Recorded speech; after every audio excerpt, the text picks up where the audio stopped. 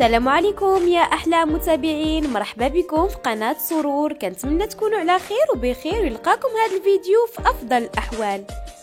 غنقدم لكم اليوم الحلقه 109، حلقه الاثنين من مسلسلنا الرائع والشيق رهينة الحب قبل عرضه على دوزيم. كيف ما العاده غادي تكون حلقه مشوقه مليئه بالاحداث، فتابعوا معايا الاخير. اهم حدث في الحلقه، اخيرا بانتي غادي تبدا تشك في التصرفات ديال ريانش من بعد ما مشات شيطال بداك الطريقه المفاجئه.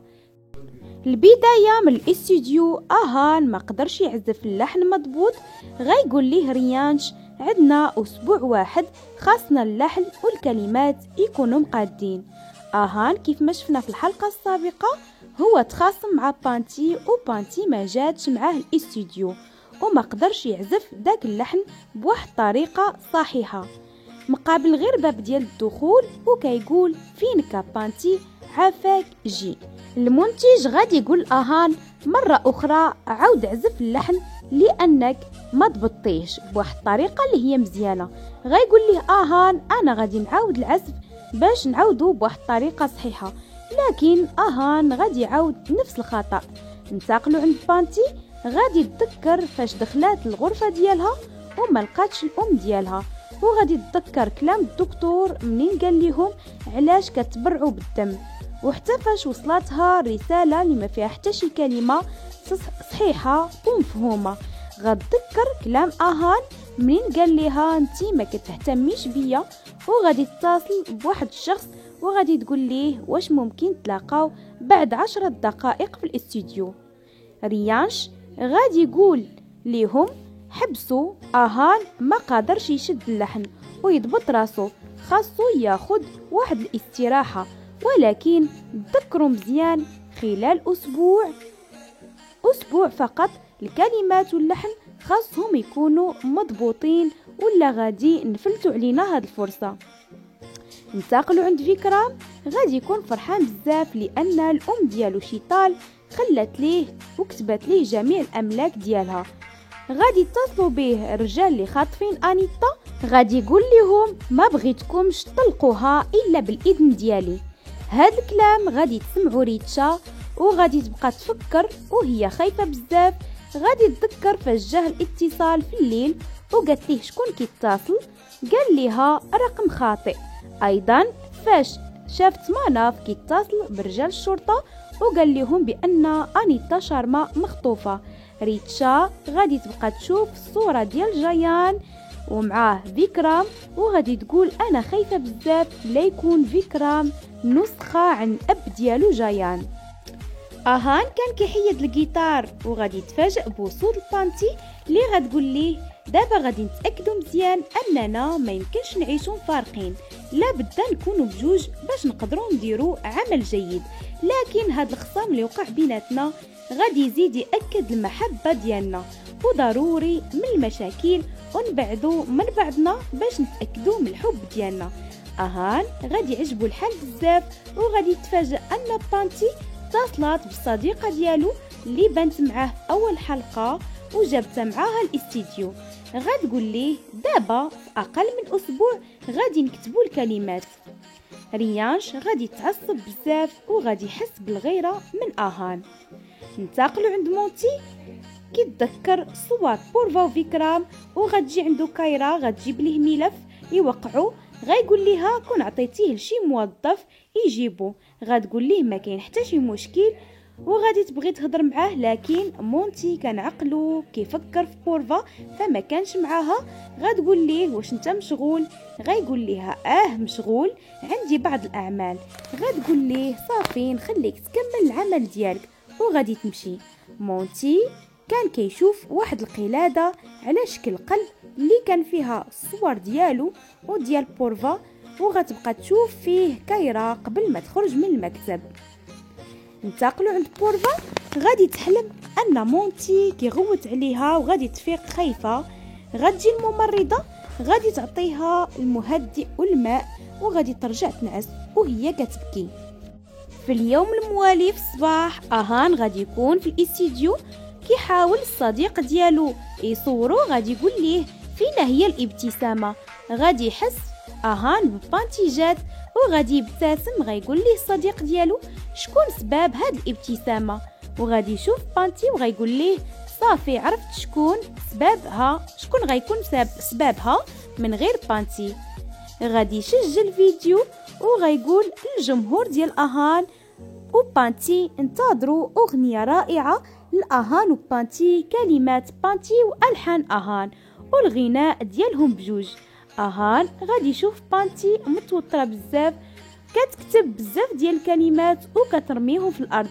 اهان غادي يحط الجيتار ديالو وغادي يمشي عندها، غيقول لها مالكي اشنو واقع؟ غتقول ليه عقلي ما فيه حتى شي كلمه. غتقول ليه ولكن دابا ما بقيتش محتاجه لعقلي لان القلب ديالي قريب مني، ولهذا الكلمات ديالي غادي تكتبوا من القلب ماشي من العقل. ريانش غادي يشوف اهان قريب من بانتي وغادي يحس مره اخرى بالغيره. انتقلوا عند شيطان باقا في المكان الخالي والمهجور، كانت مربوطه وكتطلب المساعده. غادي يجي واحد من الرجال ديال جايان وغادي يعطيها باش تاكل، غتقول ليه عافاك ما بغيتش ناكل، وغادي ترفض تاكل من ايديه. غتقول ليه عافاك انا بغيتك غير تساعدني، بغيت نخرج. اهان بدا كيسجل الاغنيه واللحن كان زوين بزاف. ريانش غادي يقول لهم هاد الاغنيه غادي تحقق نجاح كبير في السنه المقبله، لكن المنتج غادي يقول ليه حنا ما غاديش ننتظروا حتى السنه المقبله، غادي تخرج في هاد فصل الشتاء. ريانش ما غاديش يعجبو الحال بزاف، غادي يمشي عند اهان وبانتي وغيقول اهان سمح لي بزاف هاد الاغنيه ما غاديش تسجلها. غادي يتصدموا اهان وبانتي، لكن ريانش كما العاده غادي يقول لهم غادي تسجلوا بجوجكم هاد الاغنيه. اهان وبانتي كل واحد غادي يسجلها بوحدو، يغني الاغنيه بوحدو، ما غاديش تكون على شكل ثنائي. بانتي غادي ترفض، ولكن اهان غادي يطلبها وغيقول لها عافاك غني هاد الاغنيه. ريانش غادي يكون معصب لانه فين ما كيشوف اهان كيقرب من بانتي كيتوعد ليه بالانتقام. اهان وبانتي غادي يمشيو عند بورفا، غتحاول بانتي تضحك شويه بورفا لانها دخلت في حاله اكتئاب. غتصيفط رساله اللي ما غاديش نعرفوها لمن. شيطان مره اخرى كتطلب المساعده، غادي يجي راجل من رجال جايان، غادي تقول ليه بغيت نشرب، غادي ياخذ الماء وغادي يخويه ليها على وجهها. شيطان غادي تبقى تبكي وغتقول ليه عافاك ساعدني وحل ليا هاد الحبل اللي في ايد ديالي. اهان وبانتي رجعوا للاستديو، غادي يبغيو يسجلوا الاغنيه. غادي تجي الصديقه ديال اهان غتقول ليه فيا الجوع، غتقول لهم بانتي انا اللي غادي نمشي نجيب لكم الاكل، لكن اهان هو اللي غادي يمشي يجيبو وغادي يبقاو يوكلوا بعضياتهم. وريانش فين ما كيشوفهم فرحانين مع بعضهم كيبقى يفكر اكثر في الانتقام. المساعد ديال جايان غادي يجيب الاكل لشيطان، غتقول ليه عافاك حل الحبل خليني ناكل بايدي او ساعدني نخرج من هنا. غادي يقول لها لا، منين غادي تشوف في الجيب ديالو واحد السكين غتبقى تاكل من عنده، وغادي تخليه حتى يقرب ليها داك الطبق اللي كان فيه الاكل وغادي تضربو بيه على وجهه، وغتاخذ داك السكين من الجيب ديالو وغادي تحل الحبل بسرعه من ايديها ومن رجليها، وغادي تحاول تهرب خارج المكان. وهي هربانه داك الراجل غادي ينوض وغادي يحاول يتبعها. اهان غيشكر بانتي على كلمات الاغنيه وغادي يبقى يضحك معاها. اكيد ريانش فاش كيشوفهم قراب من بعضهم كيتعصب بزاف، غادي ياخذ داك الكاس ديال القهوه اللي كان شادو في ايديه وغادي يهرسو في ايديه. غايقول لهم المنتج هاد الاداء زوين بزاف، هاد الاغنيه غتكون هي اغنيه الموسم. بانتي غتقول اهان بغينا ناكلو، غايقول لها صافي غادي نطلب لكم الاكل. غتقول ليه بانتي لا انا اللي غادي نطلب لكم الاكل، انت بغيتي بيتزا بالخضر. غادي يقول لها كيفاش عرفتي؟ غتقول ليه الا ما عرفتكش انا اش كتاكل شكون اللي غادي يعرف، وغادي تقول الاصدقاء ديالها وانتوما اشنو بغيتو، غادي يقولوا ليها حنا بغينا بحال اهان. وغتسول ريانش غادي تقول ليه اشنو بغيتي، غادي يقول ليها اللحم مشوي والمشروب الخاص بيا. ريانش قال هادشي بعفويه وما فكرش، لكن بانتي واهان غادي يتصدموا لان هذه هي الاكله المفضله اللي كانت عند جايان. بانتي غادي تبقى تذكر منين كان جايان كيطلب منها هاد الاكله. ريانش غادي يقول بانتي سمحي لي بزاف، كنت كنظن انني بامكاني نشرب المشروب. غتقول ليه ما كاين حتى شي مشكل، وغادي تتصل بالمطعم باش تاخذ الطلبيه. شيطال قدرت تهرب من رجال جايان، لكن منين كانت طالعه في الدرج غادي يلقاوها رجال جايان، وغادي يضربها واحد ويخنقها واحد منهم، وغادي يديوها المكان اللي كانت فيه. اهان غادي يقول لهم شنو رايكم هاد الاغنيه تكون فيها واحد المسرحيه نمثلها انا والبطاله. ريانش غايقول ليه فكره مزيانه، انا غادي نقلب ليك على بنت تمثل معاك. غادي يقول ليه اهان علاش نقلبوا على بنت وبونتي موجوده معنا هي اللي غادي تمثل معايا دور البطاله.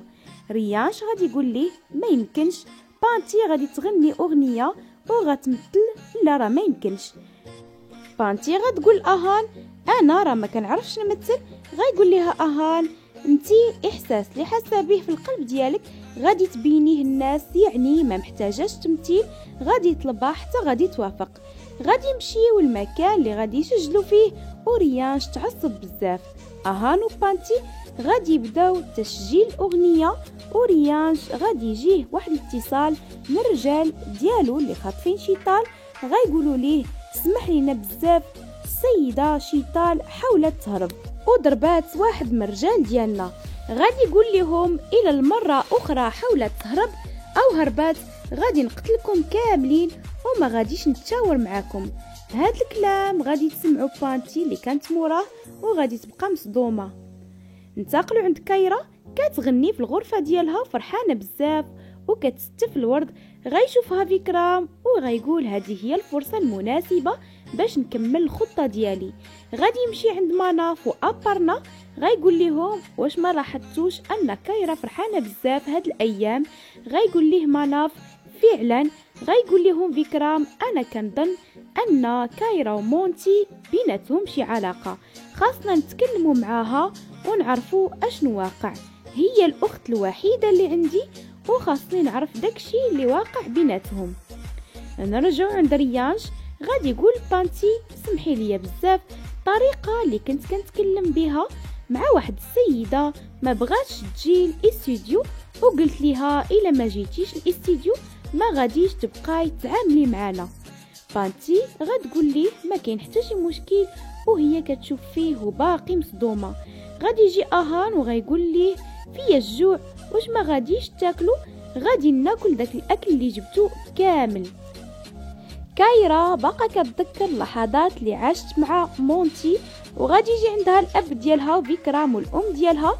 غادي يجيو عندها الغرفه، غتقول لهم انا مشغوله. غتقول لها الام ديالها بما انك مشغوله بلا ما نتكلموا معاك على موضوع مونتي. غتقول لهم لا غير انتظروا، الا كنا غادي نتكلموا على موضوع مونتي. غادي يعنقوها والديها وغايقولوا ليها حنا فرحانين بزاف بالعلاقه ديالك مع مونتي، ويمكن لينا غدا نقولوا ليه يجي البيت ونتكلموا على الموضوع ديالكم. ننتقلوا عند بورفا باقا في المستشفى كتاخذ المهدئات، وغادي تشوف من نافذه صغيره مونتي. غادي تقول الممرضه واش السيد مونتي؟ غتقول ليها الممرضه لا ما كاين حتى شي واحد. بورفا غادي تعطيها الممرضه الدواء ديالها وغادي تنعس. الممرضه غادي تخرج، وفعلا غادي نشوفوا مونتي جا لعند بورفا وكان كيشوفها من نافذه، وغيبقى يشوف فيها لان بانتي هي اللي كانت صيفطات ليه رساله وقالت ليه بان بورفا حاولت الانتحار، وكنظن انك ما عرفش هادشي. ومونتي قرر باش يجي يشوفها. مونتي غادي يبقى يشوف فيها وهو كيبكي. بانتي غادي يعطيها اهان تاكل، وهي كتعطيه ياكل. ريانش ما غاديش يعجبو الحال. مرة أخرى غيقول ليه أهان يمكن الأكل فيه بزاف ديال البهارات، لأنه من شافهم بجوج وحلات ليه الماكلة. غادي يقول ليه حيد الجاكيت ديالك إلا حسيتي بالحرارة. ريانش غادي يحيد الجاكيطة ديالو، وبانتي غادي تلاحظ واحد الجرح اللي كان في الايد ديال ريانش هو نفس الجرح اللي كان في الشخص اللي كيتبعهم في لندن، وهو نفس الجرح اللي كان في الشخص اللي معاها في المخبزة وهرب ليها. بانتي غادي تبقى تشوف في الجرح وغادي تحس بريانش كيشوف فيها، غادي تعطيه الماء وما غادي تبين ليه والو، وهي باقا مصدومة وكتشك وكتشوف داك الجرح. انتقلوا عند فيكرام، غادي يتصل بواحد السيد وغادي يقول ليه وصل الهدية اللي قلت ليك وحاول حتى شي واحد ما يحس بيك. غادي تسمعوا مرة أخرى ريتشا وغادي تبقى تشك. بورفا جابتها بانتي البيت، غتقول ليها بورفا سمحي لي بزاف اختي لانني اخرتك على العمل ديالك وجيتي على قبلي تعتني بيا. من بعد غادي يجي واحد الشخص وغادي يوصل لهم واحد الهديه، غيقول لهم ديالكم جالسه عندنا في الفندق وصيفطت لكم هاد الهديه.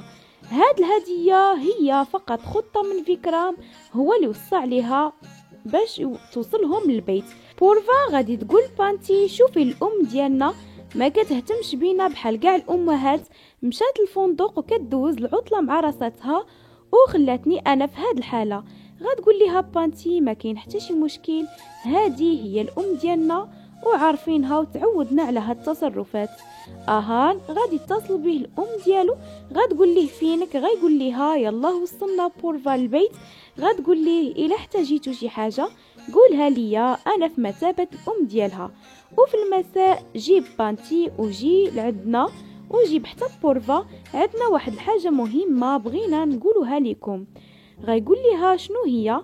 كايرا غادي تحيد الهاتف الام ديالها وغتقول اهان اجي في المساء باش تعرف اشنو واقع وما تجيش لابس دوك الملابس ديالك العاديين. انتقلوا عند جايان، مشى عند شيطال وغادي يضربها بعد ما عرف انها كانت غادي تهرب. غيقول ليها واش نتي مازال كتمتحني الصبر ديالي وكتقلبي على الموت؟ واش نسيتي فاش كنا كنوعدوا راسنا اننا نبقاو مع بعضنا ونساعدوا راسنا ونبقاو مع بعضنا في السراء والضراء؟ فين مشاو هاد الوعود؟ انا الزوج ديالك. غادي تقول ليه اش من زوج واش من وعود؟ واش انت التزمتي بيهم والتزمتي بهاد الوعود باش انا التزم بيهم؟ ياك انت خليتيني ومشيتي كتقلب على بنت صغيره وما عرفت اشنو ولات بالنسبه ليك. غيقول ليها هادشي كامل انا ما بغيتش نسمعو، واي حاجه درتها انا درتها بالاراده ديالي ومازال غادي نقول ليك اشنو غادي ندير. اهان غادي يموت وبانتي غادي ترجع كيف ما كانت ليا في الاول وغادي يحاول يقتل شيطان، لكن اهان غادي يتصل في هاد اللحظه بالذات. جايان غادي يوضع الشيء اللي كيغير ليه الصوت من صوت جايان لصوت ريانش في العنق ديالو، وغادي يقول اهان انا دابا في الاستوديو فينك انت وشنو بغيتي؟ غيقول ليه اهان في المساء كلنا خاصنا نكونوا موجودين في البيت لان الام ديالي باغا تقول شي حاجه ضروريه. جايان غيقول ليه صافي في المساء نتلاقاو وانا غير شي دقائق ونجي لعندكم. وغيقول شيطان اش هاد الزهر عندك؟